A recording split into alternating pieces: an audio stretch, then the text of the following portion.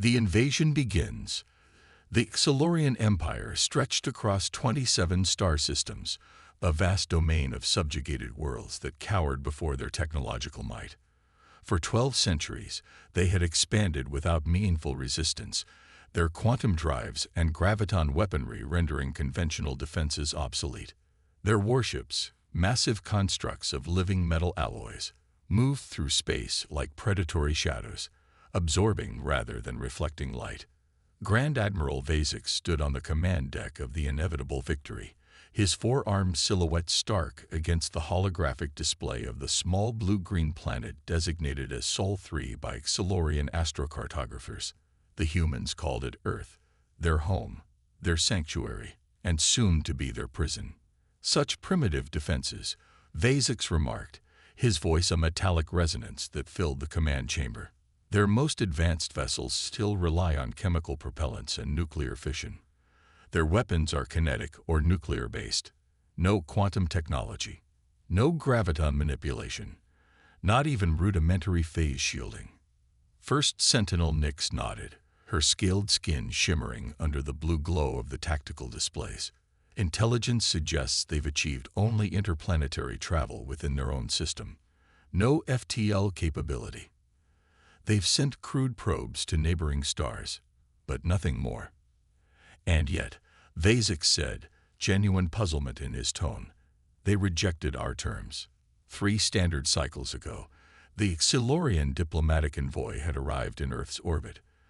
The terms were the same offered to dozens of species before: immediate surrender, technological assimilation, and integration into the Empire as a protectorate state.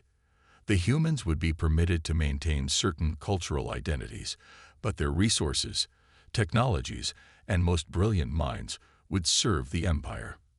Earth's response had been unexpected, not fragmented as intelligence had predicted based on their political divisions, but unified in rejection. Humanity does not bow to conquerors, the Earth Coalition spokesperson had declared. We stand together in the face of tyranny. Come if you must, but know that we will fight with everything we possess. The response had amused Vazix initially. Now, as the invasion fleet assumed position, he felt only the cool satisfaction of another inevitable conquest. Begin the first wave, he ordered. Standard protocol. Target military installations, power infrastructure, and communication networks. Minimal civilian casualties at this phase. The Xilorian battle doctrine was refined through centuries of successful conquests. First, eliminate military capability. Then, demonstrate overwhelming technological superiority to break morale. Finally, offer surrender terms again, usually harsher than the initial proposal. As the first wave of Xilorian fighters entered Earth's atmosphere, sensors detected the launch of interceptors. Primitive aircraft using atmospheric lift and chemical propellants armed with missiles that relied on explosive payloads rather than energy weapons. Their air forces are responding, reported the tactical officer. Deploying missiles and scrambling fighters, exactly as predicted. Vazix watched the engagement with detached interest. The Earth fighters, despite being hopelessly outmatched, fought with unexpected coordination and determination.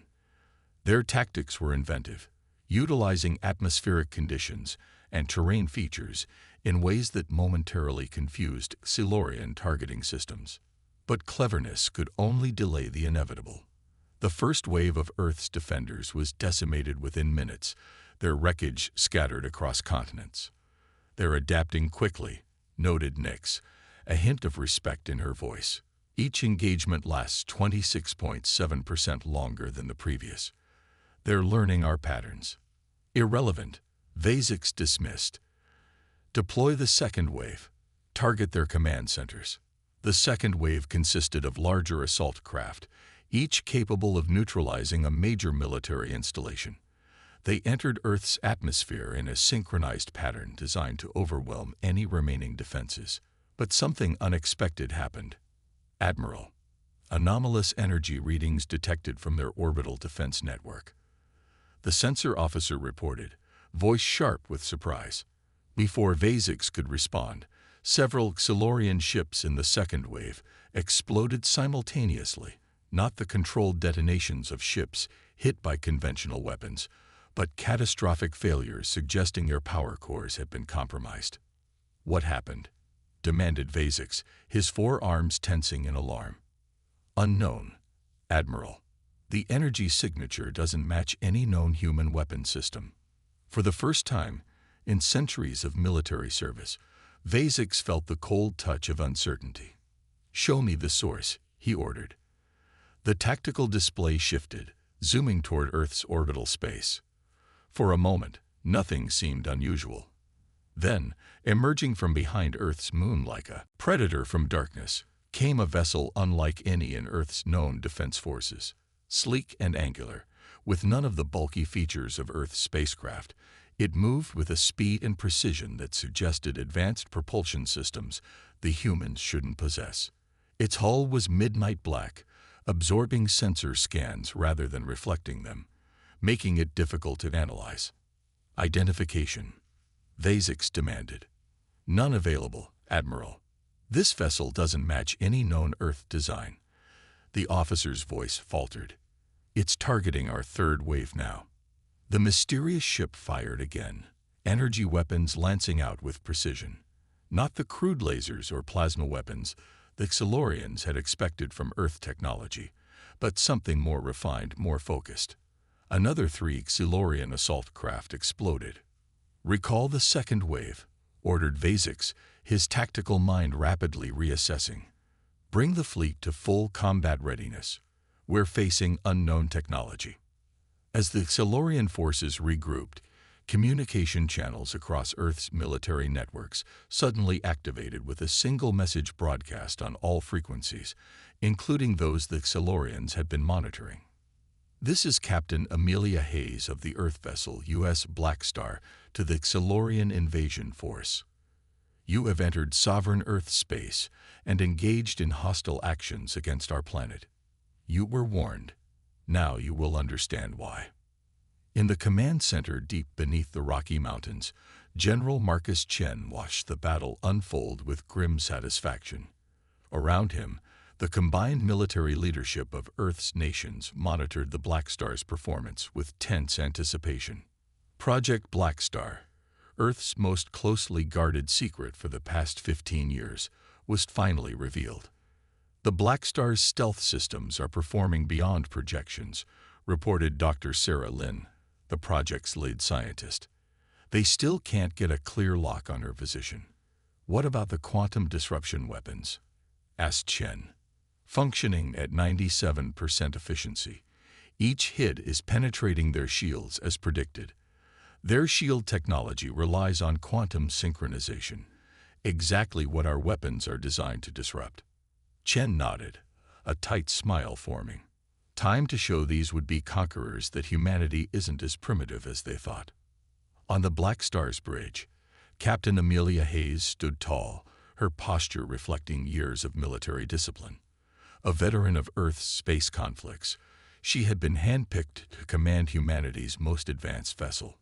"Target their command ships," she ordered, her voice steady despite the knowledge that the fate of humanity rested on her shoulders. "Disrupt their formation and communication network." Commander David Rodriguez, her tactical officer, implemented the order immediately. Quantum disruptors charged and targeting their command vessel. The Blackstar moved with impossible speed, its revolutionary propulsion system, reverse-engineered from recovered alien technology and enhanced by human innovation, allowing it to outmaneuver the Xilorian vessels. It fired a concentrated burst of energy that pierced the inevitable victory shields like they weren't there.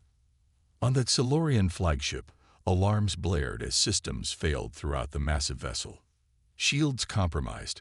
Power fluctuations across all decks," reported the Xilorian officer, panic evident in his usually controlled voice.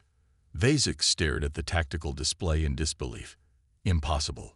How could they have developed such technology without our knowledge?"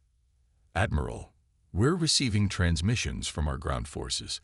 The humans are counterattacking with weapons similar to those used by this vessel." The situation was deteriorating rapidly. Earth forces, seemingly coordinated by the Blackstar, were hitting Silurian positions with surprising effectiveness. Ground troops reported facing energy weapons that bypassed their personal shields, and Earth aircraft now fired missiles that somehow tracked Silurian vessels despite their stealth systems. They were prepared for us, Nix realized aloud. They knew our weaknesses. Vasix's 4 eyes narrowed. Withdraw the invasion force. Regroup at the orbital perimeter. He turned to his communications officer. Send a message to Central Command. Request reinforcements immediately. As the Silurian forces retreated from Earth's atmosphere, Captain Hayes allowed herself a brief moment of satisfaction. Phase 1 had succeeded. The initial invasion had been repelled, but she knew better than to celebrate prematurely. Status report, she demanded. All systems functioning at optimal levels, Rodriguez replied. Minor damage to port shield emitters, being repaired now. Earth's defense forces reporting successful counter-operations on all continents. Lieutenant Commander Maya Chen, communications officer, looked up from her station. Captain, we're receiving a transmission from General Chen at command. The Silurians are regrouping at the orbital perimeter. Hayes nodded grimly. They'll be back, and in greater numbers. This was just their vanguard. She turned to her executive officer, Commander James Wilson. Prepare the crew for Phase 2. The real battle is just beginning. As the Blackstar moved to rendezvous with Earth's emerging defense fleet, Hayes gazed at the view screen showing her home planet. Beautiful, blue, and for now, still free. The Silurians had thought their victory was certain until the USS Blackstar entered the fight. Now they knew differently. But the war for Earth's survival had only just begun. The counterattack. Aboard the USS Blackstar, Captain Amelia Hayes studied the tactical display with intense focus. The blue holographic projection showed the Silurian fleet reorganizing into a defensive formation 300,000 kilometers from Earth's moon. Their initial surprise at facing unexpected resistance had given way to a more methodical approach, one that worried Hayes far more than their earlier aggression. They're adapting, she noted to Commander Wilson, her XO, learning our capabilities. Wilson nodded grimly. That's what makes the Silurians so dangerous. Intelligence reports they've conquered 17 species across 27 star systems. They learn and evolve their tactics with each encounter. Then we need to stay unpredictable, Hayes replied, her expression hardening. Gather the senior staff in the war room. We have an advantage they don't. They've never faced humans before. In the war room, Hayes stood before her assembled officers, each selected not just for their technical expertise, but for their unconventional thinking. The diverse crew represented Earth's finest. Commander Wilson, her steady and analytical XO. Lieutenant Commander Rodriguez, tactical genius with an artist's intuition. Dr. Eliza Kimura, the brilliant physicist whose theories had made the Blackstar's quantum disruption technology possible. Lieutenant Maya Chen, a communications prodigy who could decrypt Silurian transmissions faster than their AI systems, and Chief Engineer Raj Patel, whose innovative approach to propulsion systems had given the Blackstar its unmatched maneuverability. The Silurians are expecting us to press our advantage, Hayes began, gesturing to the tactical display. They believe we'll attack while they're regrouping. That's exactly what we won't do.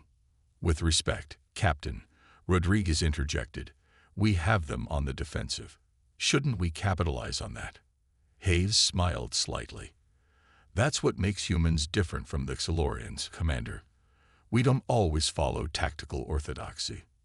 She manipulated the holographic display, highlighting various points in Earth's orbit. Instead of a direct assault, we're going to implement Operation Chimera. The tactical display shifted to show multiple smaller vessels deploying from Earth's surface, the recently unveiled Aurora-class interceptors, each carrying modified versions of the Blackstar's quantum disruption technology. While the Silurians focus on the Blackstar, our interceptor squadrons will execute series of hit-and-run attacks from multiple vectors. Each attack individually will seem inconsequential, but together they'll create a pattern of destruction across their fleet. Dr. Kimura leaned forward.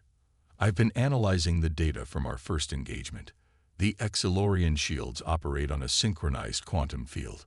When our disruptors hit one section, there's a cascading resonance effect that temporarily weakens adjacent sections.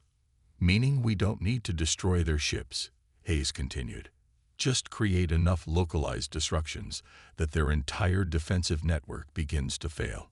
Engineer Patil added, we've also discovered their communication systems use a similar quantum entanglement principle. If we target their communication nodes specifically, we might be able to isolate their ships from Central Command. Hayes nodded. Exactly. Divide and conquer, one of humanity's oldest tactics, but with a quantum twist. On the Silurian flagship, now partially repaired but still bearing scars from the initial engagement, Grand Admiral Vazix received reports from his subordinates with growing frustration. The humans should have attacked by now, he stated, pacing the command deck. Our vulnerability was obvious during reorganization. First, Sentinel Mix offered a measured response.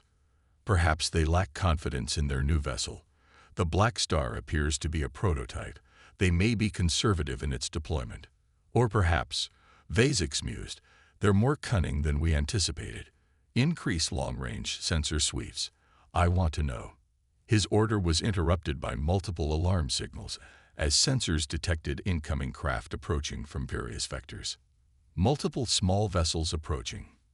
Energy signatures similar to the Blackstar, but at lower power outputs. Intercept them, Vazix commanded. Deploy defensive screens. The Exilorian fleet shifted, energy weapons charging as they tracked the incoming Earth vessels. But the Aurora interceptors moved with incredible agility, executing evasive patterns that seemed almost chaotic to Silurian tactical computers. They're not following any recognizable attack pattern, reported the tactical officer, confusion evident. Our predictive algorithms can't establish targeting solutions. Because they're not machines, Vazix realized. Each vessel is acting independently, using human intuition rather than programmed tactics.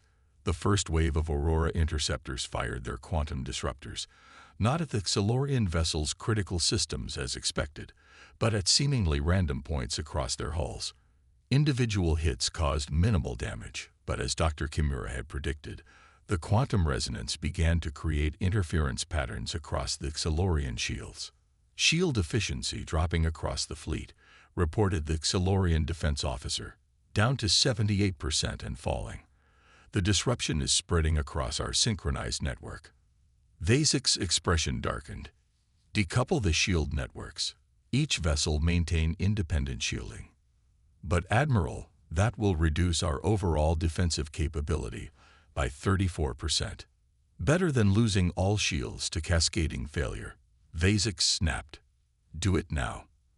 As the Silurians scrambled to reconfigure their defenses, the second phase of Hayes' plan initiated. The Blackstar, which had remained stationary during the interceptor attack, suddenly accelerated toward the Silurian fleet. Its stealth systems, combined with the distraction provided by the Aurora squadrons, allowed it to approach to optimal firing range before being detected. Target their communication nodes, Hayes ordered. Full quantum disruptor barrage. The Blackstar fired a precise series of energy pulses that struck key points across the Silurian fleet. Each hit seemed minor, but targeted the quantum entanglement transmitters that allowed instantaneous communication between vessels. On the Silurian command ship, chaos erupted as ship after ship went silent in their communication network. We've lost contact with 64% of the fleet, reported the communications officer, attempting to re-establish connections. Vazix's 4 eyes narrowed in realization. They're not trying to destroy us. They're isolating us.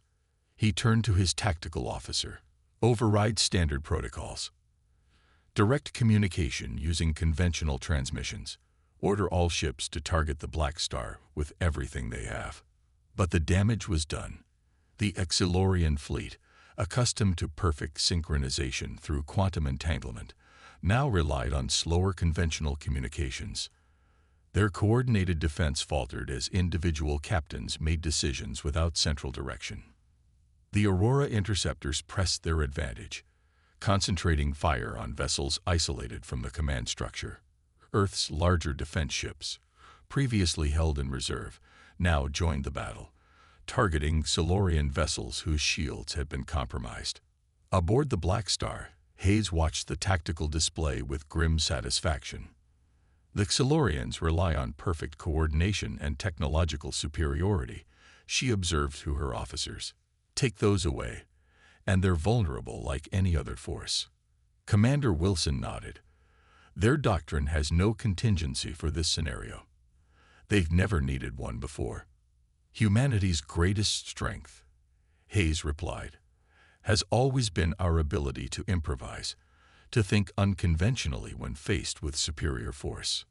The battle continued for hours, with Earth forces systematically dismantling the Silurian fleet's cohesion. Individual Silurian vessels fought with determination and power, but without their usual perfect coordination, they couldn't bring their full strength to bear against the more adaptable human tactics. By the time Vasix ordered a full withdrawal to regroup beyond Earth's moon, the Silurian fleet had lost 27 vessels, more than they had sacrificed in their last 12 conquests combined.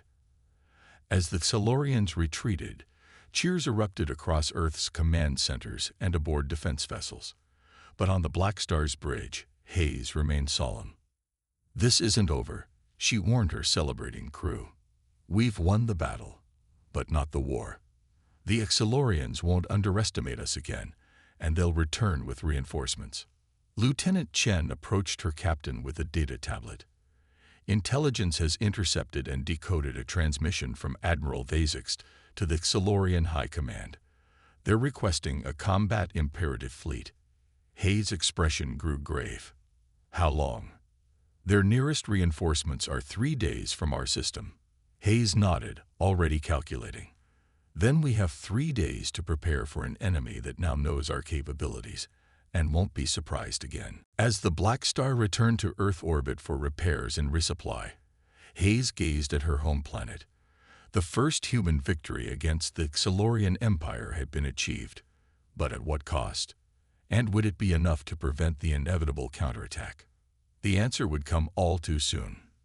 The final stand. 3 days, 72 hours to prepare for an enemy that had conquered entire civilizations more advanced than humanity. In orbital stations and ground bases across Earth, military personnel and civilian scientists worked tirelessly, manufacturing Aurora interceptors and retrofitting conventional vessels with quantum disruption technology. Captain Hayes had spent those 3 days in almost constant strategy sessions with Earth's military leadership. The data gathered from the previous engagements provided valuable insights into Silurian tactics and technology, but also confirmed their worst fears. The incoming Silurian reinforcements would be far more powerful than the initial invasion force. "The combat imperative fleet will include at least 3 dreadnoughts," General Chen explained to the assembled commanders, "each one more powerful than Admiral Vasix's entire Vanguard fleet." The holographic display in Earth Defense Command showed the projected Silurian force, massive ships designed not for conquest, but for absolute destruction. Unlike the initial invasion, which aimed to preserve Earth's infrastructure and population as resources for the Empire, the combat imperative had only one directive: eliminate resistance by any means necessary. Hayes studied the projected enemy strength with a calm exterior that belied her inner concern. "We won't survive a direct confrontation," she stated flatly. "Not even with every ship in Earth's combined fleet." "Then we don't confront them directly," came a voice from the back of the room. Dr. Eliza Kimura stepped forward, her usual reserved demeanor replaced by intense determination. "We've been analyzing the quantum signature of Silurian dreadnoughts based on intelligence data. Their power cores use an unstable quantum configuration that enables their massive energy output." She manipulated the holographic display, highlighting the central section of the Silurian dreadnought. If we could deliver a precisely calibrated quantum pulse directly to their main power distribution node, we could trigger a cascade failure throughout their fleet. The keyword being if, Hayes noted. Their command dreadnought will be the most heavily defended vessel in known space, which is why we need to get inside it, Kimura replied. A quantum pulse of that precision would need to be delivered directly to the distribution node, from the inside. Silence fell over the command center as the implications sank in. An infiltration mission into the heart of the Xilorian command dreadnought. Seemingly impossible, certainly suicidal. Hayes was the first to speak. The Blackstar's stealth systems might get us close enough. But boarding a Xilorian dreadnought has never been done. Because no one has had our dimensional phase technology, Kimura countered. It's experimental, but our tests suggest it could work. We can phase a small team directly through their outer hull, bypassing their external defenses. Hayes turned to General Chen. This plan sacrifices the Blackstar and its crew for a chance, just a chance, at stopping the Xilorian fleet. I need to know if Earth's leadership is prepared to make that sacrifice. Chen's expression was solemn. The alternative is the potential extinction of our species. The decision has already been made at the highest levels. The question is, are you and your crew willing? Hayes didn't hesitate. The Blackstar was built for this moment. We won't fail. 24 hours later, long-range sensors detected the arrival of the Xilorian Combat Imperative Fleet. 5 dreadnoughts and over 100 support vessels emerging from quantum space at the edge of the solar system. Earth launched its defense fleet to establish a perimeter around the planet, but this was merely a diversion. The true mission rested with the Blackstar. With its stealth systems at maximum output, the Blackstar approached the Xilorian fleet from an oblique angle, using Jupiter's gravity well to mask its approach. Inside the ship, Captain Hayes addressed the volunteer infiltration team. Commander Wilson, Lieutenant Rodriguez, Dr. Kimura, and Chief Engineer Patel. Once we're inside, we'll have approximately 20 minutes before their internal security systems detect the quantum phase disruption. Dr. Kimura will lead us to the power distribution node. Commander Rodriguez will handle any resistance. Engineer Patel will configure the quantum pulse device. I'll coordinate with the Blackstar for extraction, if extraction is possible. No one mentioned what they all knew. The mission was likely one way. Instead, they checked their equipment one final time. Phase suits that would allow them to move through Xilorian internal security barriers, personal quantum disruptors, and the specialized pulse device that represented humanity's last hope. Approaching optimal phase range, Lieutenant Chen reported from the bridge. Xilorian fleet is engaging Earth's defensive perimeter. Their attention is divided. Hayes nodded to her infiltration team. Let's make history. The phase chamber activated, enveloping the 5 humans in a shimmering field of quantum energy. For a moment that felt like eternity, they existed in a state between dimensions, neither fully in normal space nor entirely phase-shifted. Then, with a disorienting lurch, they materialized inside the Xilorian command dreadnought. Phase complete, Dr. Kimura whispered, checking her scanner. We're on the engineering deck, 2 levels above the power distribution node. Security systems? Hayes asked. Rodriguez scanned their surroundings. No alarms yet. The phase transition was clean. The interior of the Xilorian vessel was unlike anything humans had encountered. Corridors formed from what appeared to be living metal that pulsed with internal energy, atmospheric conditions that felt thick and electrically charged, and gravity that fluctuated subtly as they moved. Following Kimura's guidance, they navigated through service conduits to avoid Xilorian crew members. When confrontation was unavoidable, Rodriguez's quantum disruptor proved devastatingly effective against Xilorian personal shields. After 15 tense minutes, they reached the massive chamber housing the power distribution node, a towering structure of crystalline material that pulsed with blindingly bright energy. That's it, Kimura confirmed, already analyzing the structure with her instruments. The quantum matrix is even more unstable than our models predicted. A properly calibrated pulse will trigger a reaction that will cascade throughout their quantum-linked fleet. Engineer Patel immediately began configuring the pulse device, his hand steady despite the enormity of their mission. I'll need 5 minutes to calibrate this to their exact quantum frequency. Security breach detected in power distribution sector. Came a Silurian announcement that seemed to emanate from the walls themselves. All security units respond. So much for 20 minutes, Hayes muttered. Rodriguez, Wilson, defensive positions. Bias those 5 minutes. As Kimura and Patel worked on the pulse device, Hayes established communication with the Blackstar. Chen, what's the situation out there? Earth's defenses are holding, but barely, came the response, distorted by interference from the Dreadnought's hull. The Xilorians are focusing their main assault on the North American defensive grid. Civilian casualties are significant. Hayes closed her eyes briefly, absorbing the weight of that knowledge. Stand by for extraction. We're almost. Her communication was interrupted as the chamber's doors slid open, revealing a squad of Silurian security forces led by a figure Hayes recognized from intelligence briefings, Grand Admiral Vasix himself. Humans, he stated, his voice a metallic resonance that filled the chamber. I underestimated your species once. I will not make that mistake again. Rodriguez and Wilson opened fire immediately, their quantum disruptors forcing the Xilorians to take cover. Vasix, however, seemed unaffected by the energy pulses that dropped his subordinates. Advanced personal shielding, Wilson warned. Our disruptors aren't penetrating. Hayes turned to Patel. Status. 90 seconds to calibration, he replied, not looking up from his work. Hayes made her decision. Get that device online. I'll handle Vasix. She turned to Kimura. Doctor, the moment that device is ready, activate it, and get my people out of here. Captain. Wilson began to protest. That's an order, Commander. Hayes drew her sidearm. A conventional projectile weapon that seemed anachronistic among the advanced technology surrounding them.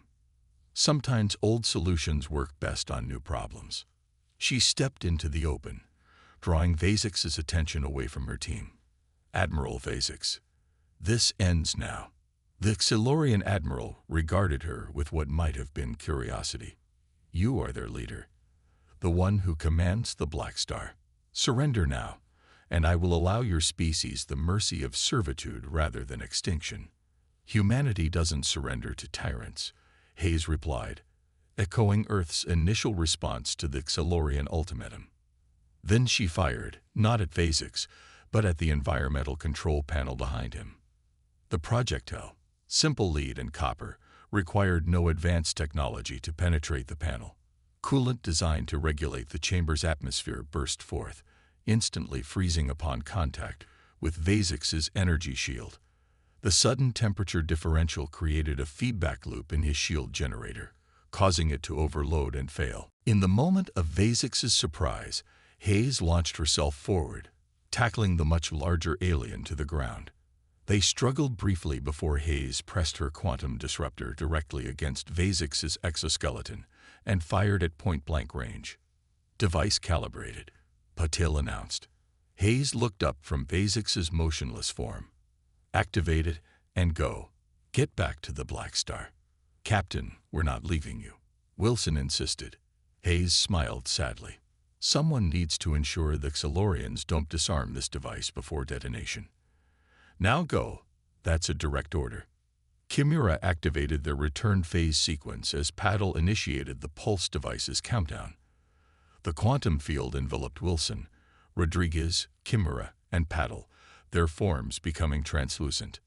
Tell Earth we did it, Hayes said as her team phased out of the chamber, leaving her alone with the countdown and the fallen Xilorian admiral. More security forces were converging on the chamber, but they wouldn't reach her in time. Hayes sat beside the pulse device, watching its countdown with a strange sense of peace. In 3 minutes, the device would trigger a quantum cascade that would disable the entire Xilorian fleet. and anyone within it. On the Blackstar, the surviving infiltration team materialized in the phase chamber. "Where's the captain?" Lieutenant Chen demanded. "She stayed behind," Wilson replied, his voice hollow. "To ensure the mission succeeded." Chen's expression crumbled momentarily before professionalism reasserted itself. "Time to detonation." 2 minutes, Kimura answered. "We need to get clear of the blast radius." The Blackstar accelerated away from the Xilorian fleet at maximum speed, its engines pushing beyond safety parameters.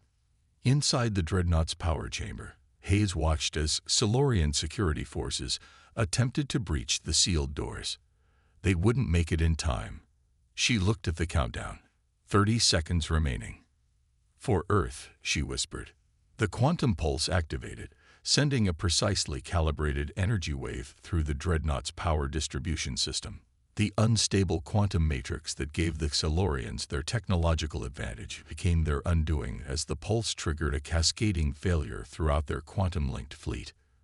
From the Blackstar's bridge, the infiltration team watched as energy surged visibly through the Xilorian vessels. One by one, their systems failed. Weapons, shields, propulsion, life support. The mighty dreadnoughts drifted powerless in space, their threat neutralized in a single moment. Earth's forces, recognizing the opportunity, launched a coordinated attack on the disabled Xilorian fleet.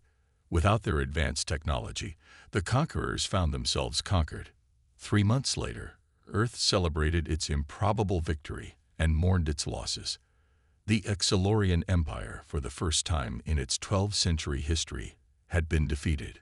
The surviving Xilorians, their quantum technology rendered permanently inoperable by the pulse, were forced to accept terms of surrender from the very species they had dismissed as primitive. In a ceremony broadcast worldwide, Commander James Wilson, now captain of the U.S. Blackstar II, accepted humanity's highest honors on behalf of Captain Amelia Hayes and all who had sacrificed their lives.